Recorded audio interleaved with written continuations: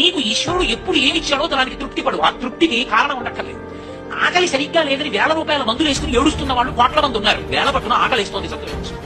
దాహం వేస్తే మంచినీళ్ళు లోపలికి వెళ్ళక మధ్యలో కన్నం పెట్టి గొట్టం పెడితే ముక్కులు వచ్చి పోసుకుంటున్న వాళ్ళు ఉన్నారు. గుటుక్కు నీళ్లు తాగితే లోపలికి వెళ్తూనే సంతోషించు. రాత్రి తిని పడుకుంటే పొద్దునికి కడుపులో పోట్లు వచ్చి జీర్ణం అంతా ఏడుస్తున్న వాళ్ళు 1,00,000 మంది ఉన్నారు. తిన్నది గుండ్రాయి అయినా సరే తెల్లారేపటికి జీర్ణం అయిపోతుంది సంతోషించు. పడుకుంటే నిద్ర పట్టక చారుడు మాత్రం వేసుకుని పడుకుంటున్న వాళ్ళు ఉన్నారు. కలగడా మీద చెయ్యి మీద పడుకుంటే నిద్ర పడుతుంది.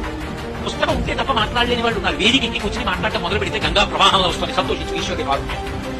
కొంతమంది కూర్చోలేని వాళ్ళు ఉన్నారు, కూర్చుంటున్నావు. నడవలేని వాళ్ళు ఉన్నారు, నడుస్తున్నావు. చూడలేని వాళ్ళు ఉన్నారు, చూస్తున్నావు. వినలేని వాళ్ళు ఉన్నారు, వింటున్నావు.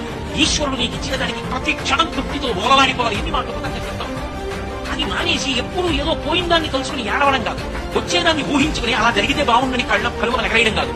ఇప్పుడు ఇక్కడ నీకు ఈశ్వరుడు వర్తమానంలో ఏమిచ్చాడో దానితో తృప్తిగా ఉండడం అలవాటైతే వాడిని మించిన భాగ్యవంతుడు లేడు. అదే ధర్మం.